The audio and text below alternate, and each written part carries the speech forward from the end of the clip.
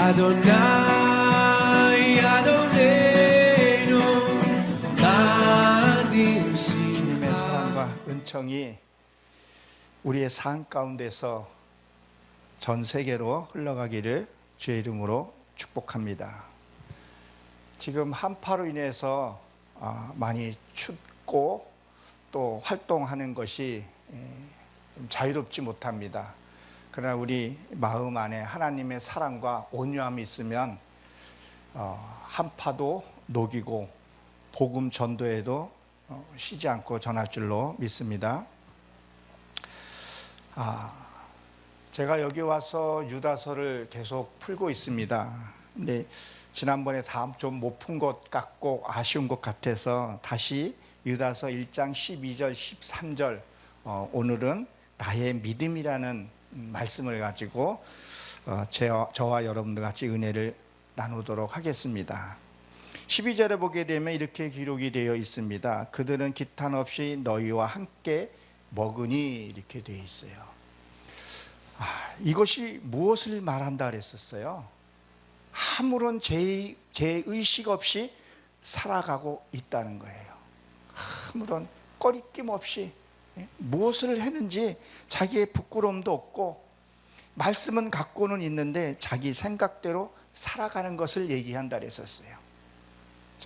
내 말이 옳고 상대 말은 틀렸고, 내 말만 맞고 상대 말을 듣지 아니하려고 그러고 자기 주관적으로 살아가는 그런 형태를 꼬집어서 얘기한 겁니다. 이 당시에 주전 시작할 때 일이었지만 지금 현재 나에게도 적용되는 말이라는 것을 기억하십시오. 이게 함께 먹겠다는 것은 무슨 것을 얘기하냐면 방탕하며 즐겁게 살아간다, 이런 뜻을 갖고 있어요. 지금 세상이 얼마나 많이 발전이 됐고 얼마나 많은 혜택을 누리고 살아가고 있습니까? 앞으로도 마찬가지예요, 여러분. 세상은 살기는 더 좋아집니다. IT, 경제 분야에 대해서 지금은 약간의 주춤하고는 있지만 경제가, 그러나 곧 회복이 될 것이고 점점 천대화나 될 것입니다. 그러나 사람의 심령은 어떻게 될 것 같아요? 점점 강팍해질 수밖에 없습니다. 선진국으로 가면 갈수록 부유함은 더 우리가 누리고 살 수는 있을진 모르지만 인정이 너무 메말라가요. 인정이 메말라간다는 것은 무엇을 얘기를 하는 겁니까? 하나님의 그리스도 사랑도 같이 메말라간다는 거에 우리가 문제점을 찾아야 한다는 겁니다. 여기에 보게 되면 애찬의 암초여 그러는데 자기 몸만 기르는 목자여 그랬었어요. 이 애찬은 뭐라고 얘기를 합니까? 사랑의라는 단어가 같이 포함돼서 있어요. 근데 이 암초라는 것은, 이 애찬이라는 것은 잘못된 사랑을 가리켜서 얘기를 해요. 요즘 그 말하는 스토커 같은 거라고 얘기는 할까요? 그런 거일 수도 있고, 한 시대를 보게 되면 단편적으로 말씀을 한번 드려보면, 저희 어머님이 명절을 쉬러 저희 집에 한 일주일 동안 계셨어요. 같이 있으면서 그 연속곡을 좀 봤어요. 옛날에 흘러간 연속곡, 여러분들이 잘 아는 그 김희갑이 하는 팔도강산인가, 그 영화를 다시 유튜브로 해서 TV를 해서 한번 봤어요. 근데 그 연속곡 이렇게 보다 보게 되면 따뜻한 정이 있고 복잡하지 않고 단순했었고, 그리고 거기서 효를 가리켰던 것을 보게 됩니다. 근데 요새 연속곡 여러분들이 보시는지 모르겠지만 저도 잘 안 봐요. 저희 어머님도 요즘 연속곡을 안 보신다 그러더라고요. 그 이유는 너무 좀 악하다 그래야 되나? 너무 이렇게 좀 삶의 강박함이 일어나고 악을 대적하는 그런 것들을 좀 많이 연속곡에 나와요. 그 연속곡은 그 시대를 배경하는 그런 부분들입니다. 영화도 보게 되면 너무 스펙타클하고 멋있죠. 그 뒷면에 너무 복잡하고 이기적인 면이고, 사랑과 관용보다도 그냥 복수심, 그 연기자들이 연기가 굉장히 리얼하게 해요. 근데 강팍해진 것을 보게 된다는 것. 그리고 저희 어머님과 전설의 고향을 좀 이렇게 몇 편을 찾아서 좀 봤어요. 그 전설의 고향을 보면 참 단순해요. 배우의 역할도 그 인물도 많이 등장하지도 않고. 그런데 거기에서 잘못 살게 되면 그 옛날에 말하는 그 지옥을 가게 되고, 그런 어떤 용서와 관용 같은 것들이 있는데 요새는 그런 것들을 잘 보지 않는다는 것. 그런 어떤 연속곡도 어떻게 자꾸 메말라져 가고 현대 시대를 방영하는, 그 시대를 풍자하는 그런 연속곡들. 그래야 그 연속곡이 재미있고 자기에 와 닿는 게 있기 때문에 그렇다는 거죠.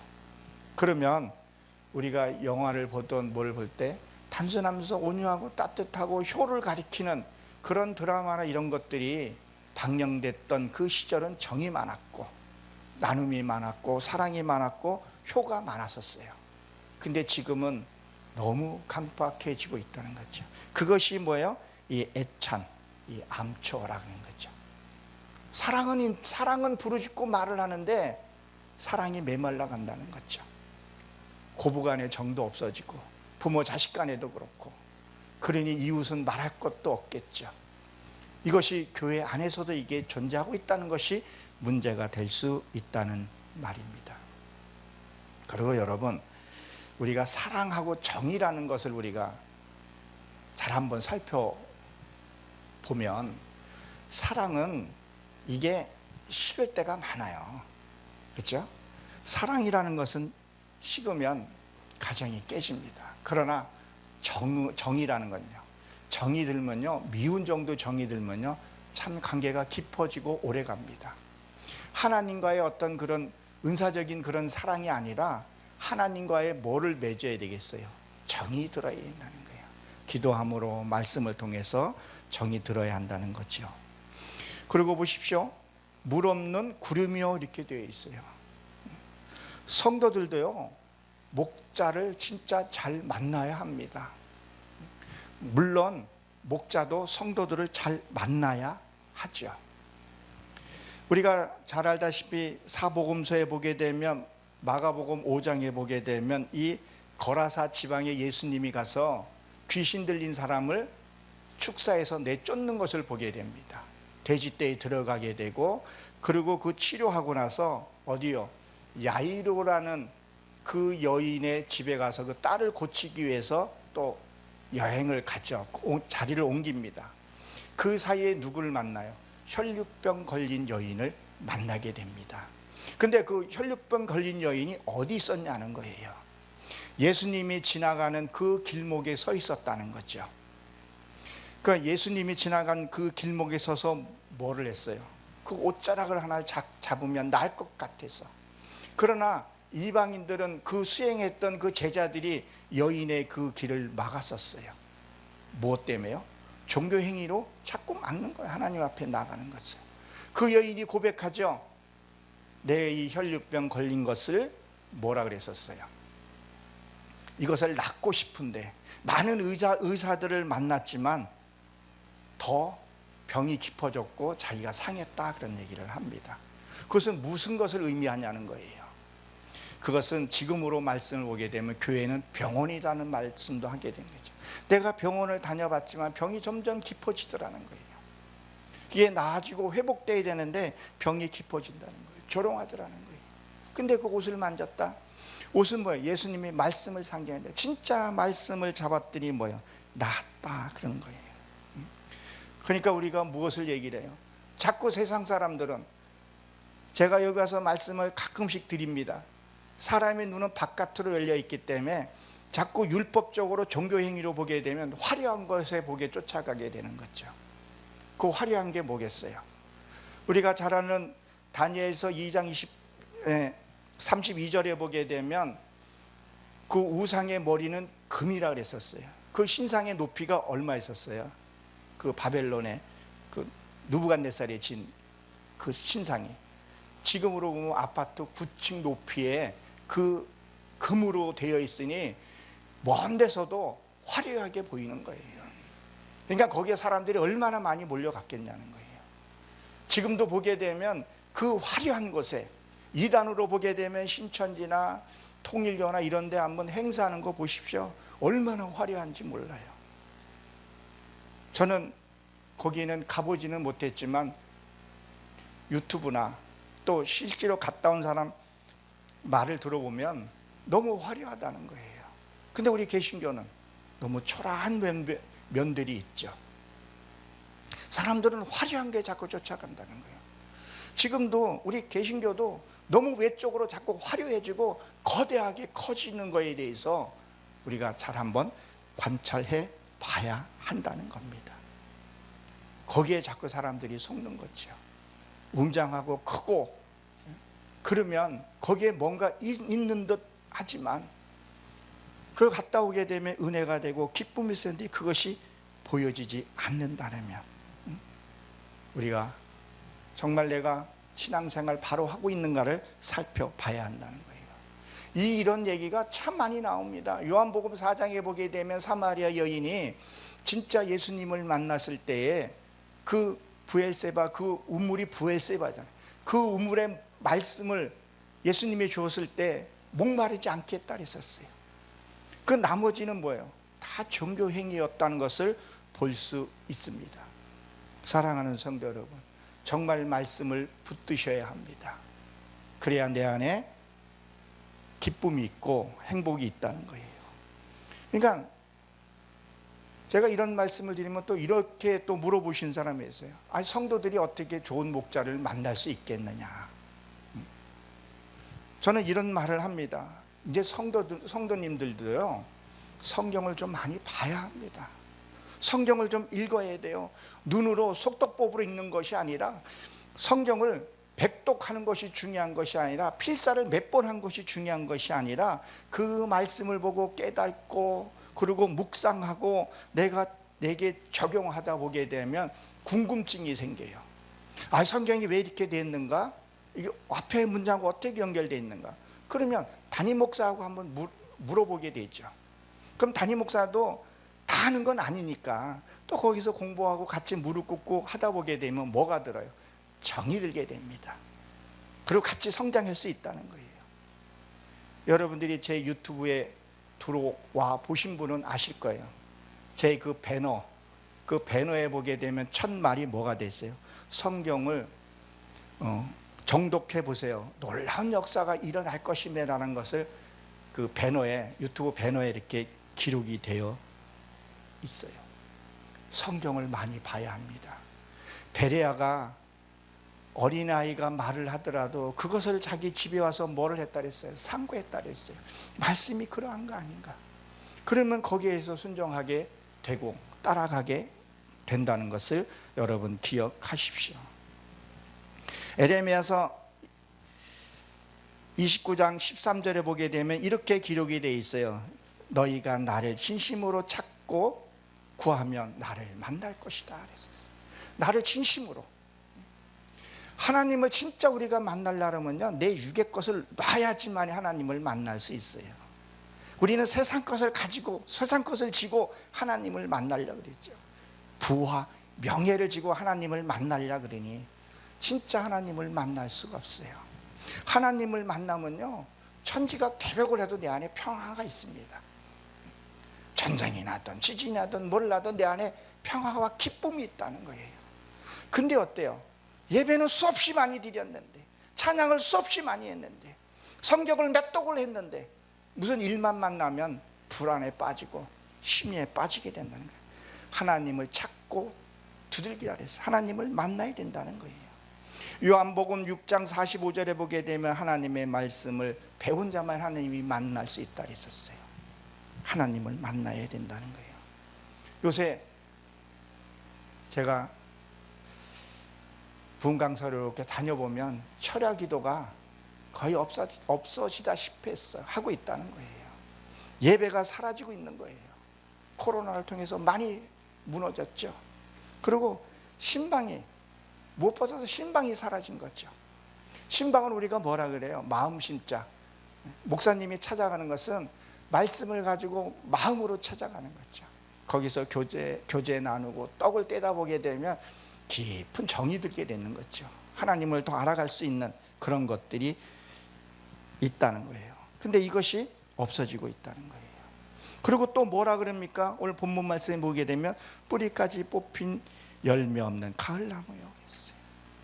예배는 드리는데, 말씀은 많이 보는데 내 마음에 용서하는 마음이 없고 기쁨이 없고 즐거움이 없다는 거예요. 변화가 없다는 거예요. 변화가 도대체 변하지를 않는 거예요. 그렇게 예배를 많이 드렸는데 이 예배는 자체는 나를 죽이는 거예요. 나를 죽이는 거 뭐냐면 나의 자존심을 죽이고, 그렇죠? 나의 의의를 죽이고 나의 고집을 죽여야 된다는 거예요. 그러면 우리가 성경 보고 말씀을 봤으니 그거 죽고 나면 무엇이 회복이 되냐는 거예요. 기쁨이 살고 소망이 살아나는 것을 우리가 압니다. 로마서 11장 24절에 보게 되면 우리가 너무도 잘 아는 돌 감람나무와 찬 감람나무에 비유해서 얘기를 하죠. 접붙였다 그랬었어요. 이 돌 감람나무, 이 감람나무는요 올리브 기름이에요. 이 기름을 뭘 상징을 해요? 성전 밝히는 기름이라는 거예요. 그러면 이 돌 감람나무가 이 율법에 있는 것이 베어지고 접붙이게 되면 어떻게 돼요? 그 뿌리까지 변하게 되는 거예요. 뿌리가 참 감람나무로 변하는 것을 얘기를 해요. 그것을 접붙이면 뭐예요? 네, 뿌리까지, 이 사상까지 완전히 바뀌어져야 되는 것을 얘기를 해요. 쓴뿌리가 바뀌어져야 된다는 거죠. 우리가 잘 아는 세례 요한도 어떻게 했어요? 목이 베었다 그랬었어요. 예수님이 요한복음 2장에 보게 되면 예수님이 사역을 못한 이유가 뭐였었어요? 또 세례 요한, 그 율법의 마지막 제사장이 있는 한은 예수님이 일을 못했었죠. 그러니까 예수님이 죽고 나서 세례 요한이 목이 베인 후에 예수님이 사역한 것을 우리는 너무도 잘 압니다. 내 사상이 죽지 않고 내 생각이 죽지 않고 나의 것이 죽지 않으면 성령의 역사는 나타나진 않아요. 근데 은사는 나타날 수 있어요. 우리가 그것을 잘 봐야 합니다. 우리가 잘 아는 노아의 방주 사건도 같은 맥으로 봐야 된다는 거죠. 하늘에서 뭐 했어요? 비가 내렸어요. 창수가 나서 다 호흡 있는 거 싹 다 쓸려갔다는 거예요. 완전히 내 것을 다 뽑아내고 새로운 물이 찼을 때, 그때 뭐요? 비둘기를 내보내서, 비둘기가 또 뭘 갖고 왔어요? 감람, 그 잎사귀를 물고 왔다는 거예요. 새로운 곳에서 그것이 나와서 그것을 내 안에 불을 밝혀야 된다는 거예요. 우리가 잘 아다시피 사도 바울은 뭐라 했어요? 내가 그동안에 아는 것은요 배설물처럼 버렸다 그랬었어요. 그가 학문적으로는 뭐나 딸릴 자가 없었어요. 모세는 뭐라 그랬었어요? 나는 말이 어눌해서 할 줄 모르니 다른 사람을 보내달라 그랬죠. 자기 형제를. 그 모세가 말을 못했다고요? 모세는요 그 궁에 들어가서 그 궁에 말을 다 배웠었어요. 체계적으로 배웠던 사람이었었어요. 무슨 것을 의미합니까? 세상의 말을 할 줄 모른다는 얘기를 하는 거예요. 세상 것은 왜 이렇게 많이 하는지 몰라요. 얼마나 유식한지 몰라요. 뭐 성경 창세기부터 계시록까지 줄줄줄줄 깨는 사람이 있어요. 근데 하는 것 보면 무엇을 하는 거예요? 앉아. 내가 당신보다 배운 게 많고 당신보다 성경을 많이 봤고 당신보다 난 금식을 더 많이 했어. 어떤 분을 보게 되면 명함에다 금식 몇 번을 했다는 것을 저는 못할 것 같아요. 그래 명함에 내놓을 만도 하죠. 그러나 성경에서 뭐라고 기록이 되어 있어요? 금식하고 머리에다 하라고. 아무도 모르게 하라 그러는데 다 알아야 돼. 주보에 자기 이름 빠지면 안 돼. 다 알아야 된다는 거예요. 자기를 자꾸 나타내고 있다는 거예요. 우리는 변해야 합니다. 그러니까 우리가 그죠? 타고난 성품을 어떻게, 타고난 성격을 어떻게 변해야 되냐고. 그 온고집, 아주 고집도 온고집이 있어요. 성경에 보면 그 온고집이 다 나오죠. 온고집이라는 거예요. 그것이 뭐예요? 변해라는 거예요. 뭘로요? 하나님의 붙드는 그 온고집으로 하나님을 사모하고 의뢰하는 그것으로 바뀌어야 된다는 거예요.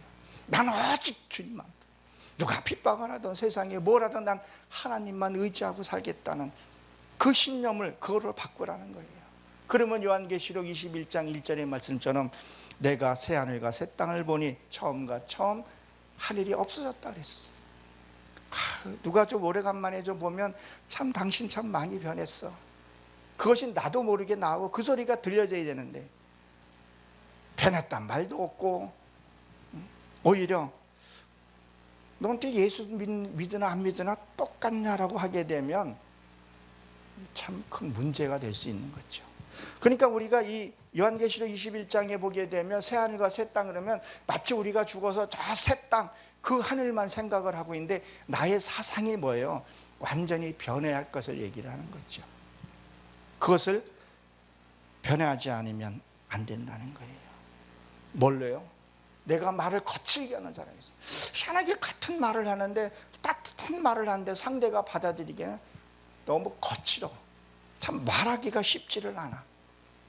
그리고 자기 행동은 생각은 안 하고 자꾸 나를 깎아내려고 이상하게 나한테는 말이, 저 사람은 거칠게 한대. 자기의 모습을 못 보는 거죠. 가는 정이 고우면 오는 정도 있다고 얘기하잖아요. 가는 말이 고와야 오는 말이 곱다 그러는데, 상대가 나를 의미하고 뭐 할 때는 의미하는 거 빼놓고 상대가 나를 뭐라고 말을 했을 때에는 우리는 무엇을 해야 되냐는 거예요. 아, 내가 말을 좀 거칠고 심하게 했구나, 내가 뭔가 부족했구나, 이 생각은 안 하고 뭐라 그래요? 저거는 나만 보면 잡아먹으려 그래, 저거는 나만 보면은 저런 소리를 해. 나는 내가 너한테 얼마나 잘해줬는데, 내가 이것도 해주고 저것도 해주고, 아무리 해주면 뭐예요? 다 입으로 다 쏟아버리고 없어버리다는 거죠. 변해야 된다는 거예요. 그 성격을 내가 변하면 뭐예요?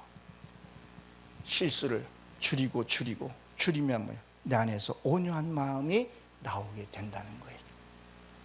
온유한 마음이 나온다는 거죠. 요한계시록 21장 2절에 보게 되면 그 결과가 뭐예요?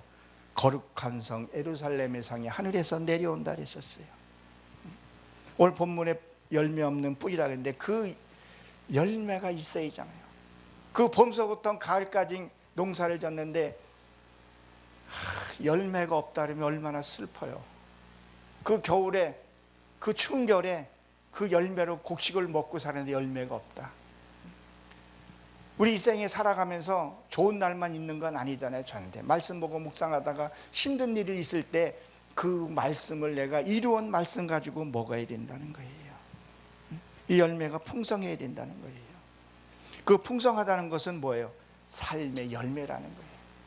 삶의 열매가 있어야 돼요. 온유하고 따뜻하고 나를 만나는 자 평화를 얻고 돌아갈 수 있는 그런 것이 돼야 한다는 거예요.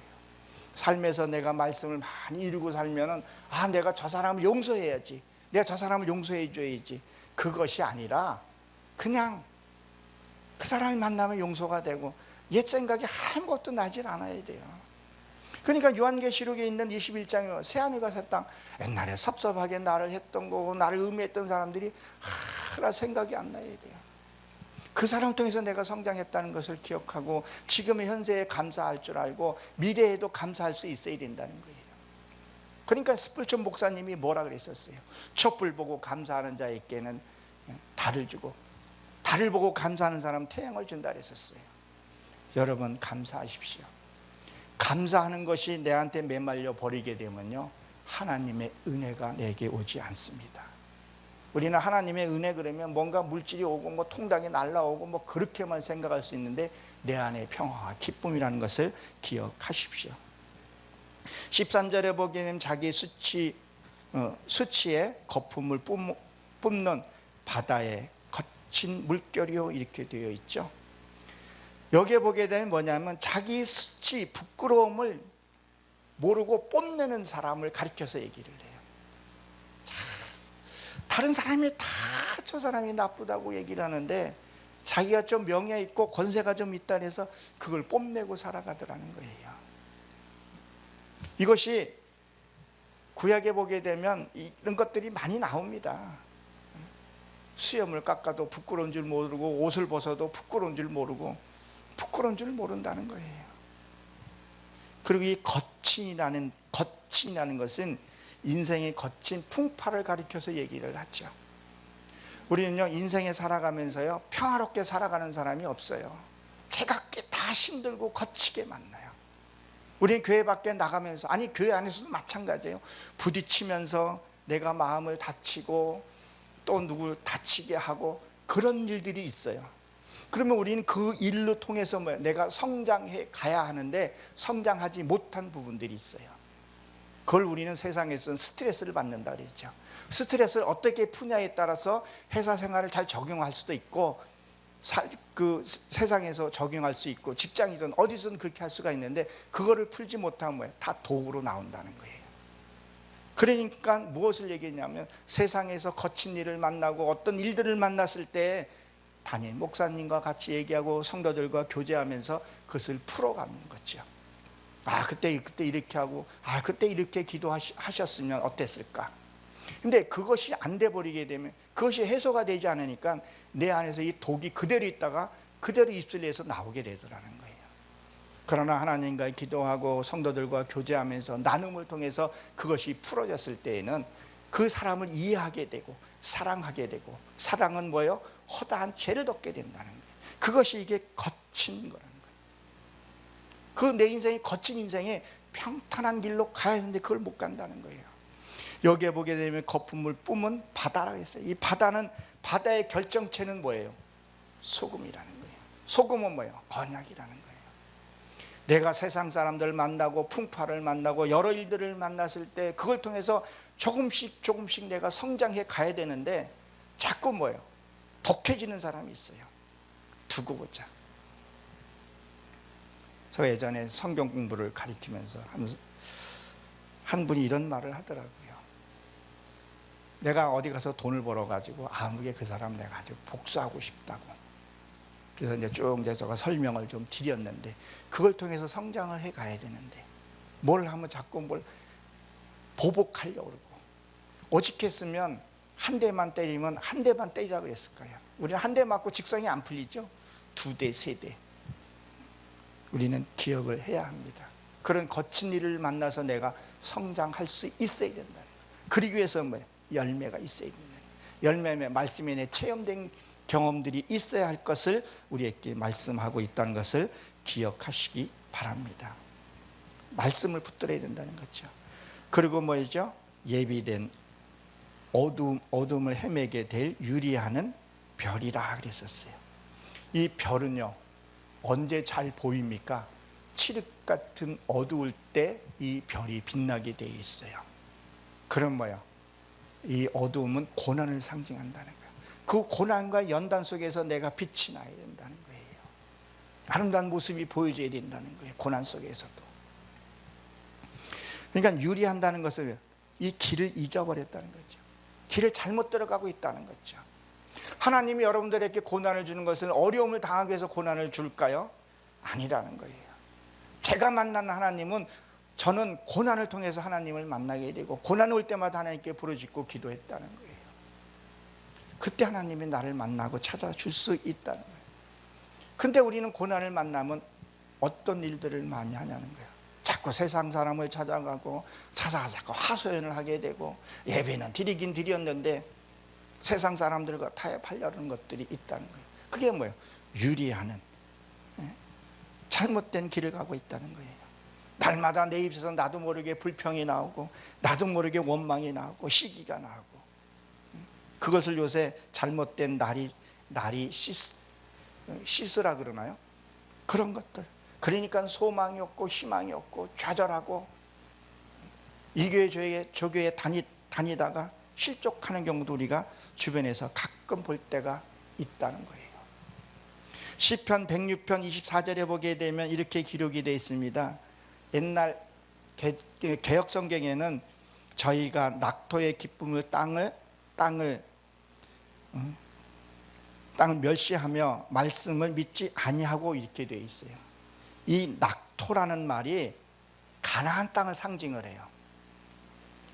그러니까 뭐라고 되어 있냐면 거기 이 낙토라는 단어가 지금 이 개정 성경에는 기쁨의 땅으로 되게 표현이 되어 있는데, 이 가나안 땅은 우리에게 기쁨과 소망이 있는 그것을 얘기를 합니다. 이게 무슨 얘기냐면요, 그들은 주님의 주신 땅에, 가나안 땅에 들어가서도 천하게 여기고 주님의 약속을 믿지 않았다, 그런 얘기를 하고 있는 거예요. 이들이 그런 룰을 범하고 있다는 거예요. 지금도 저도 임대 아파트에 이렇게 살면서도 너무 감사한 거예요. 너무 풍부해요. 방마다 컴퓨터 있고, 요새 차도요 다 컴퓨터로 많이 되어 있잖아요. 너무 누리는 게 너무 많아요. 너무 감사한 거예요. 감사 안 할래 안 할 수가 없어요. 쓰레기가 많이 나와도 감사하더라고요. 어저께 우리가 재활용 버리는 날인데 한가득 버렸어요. 아침에 보니까 또 쌓여 있더라고요. 그만큼 내가 풍족하게 누렸다는 거예요. 그냥 감사한 거예요. 고물가가 돼도 감사하고 고유가가 돼도 감사한 거예요. 너무너무 감사한 거예요. 왜? 내 안에 기쁨과 평화가 있기 때문에. 근데 아무리 많이 가져도 가나안 땅에 들어와도 그들이 불평하고 있더라는 거예요. 불평하고 있더라. 그것이 시편 106편 25절에 보게 되면 이렇게 돼 있어요. 저희가 장막에서 원망하며 여호와의 말씀을 청정치 아니하고, 이렇게 아니하였다, 이렇게 돼 있어요. 무엇을 얘기를 하는 거예요? 그 장막에서 원망하며 이렇게 되어 있는데, 이 장막은 뭐예요? 교회를 상징하잖아요. 교회 안에서도 진짜 예배를 드리면서도 내가 어쩌고 보게 되면 정말 하나님의 감사한 것이 맞는가? 불평하면서도 끝날 때는 하나님 해주셨어, 감사하다, 그런 말을 해요. 근데 전체 내용이 보게 되면 불평이 많이 들어가 있더라는 거예요. 어떻게 말해줄 수도 없고, 내가 받은 것이, 하나님께 받은 것이 너무너무 많아요. 너무너무 은혜가 되는 거예요. 얼마 전에 저희 아내가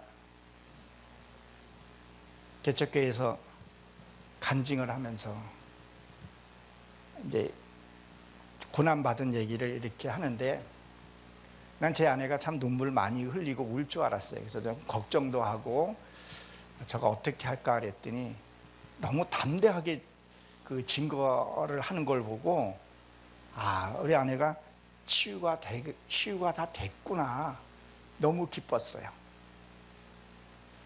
왜? 고난당할 때는 너무 아프고 쓰리고, 누가 슬쩍만 닿아도, 여러분 우리가 상처가 입었을 때 누가 스치고만 지나가도 너무 아프잖아요. 근데 다 나면요 괜찮아요.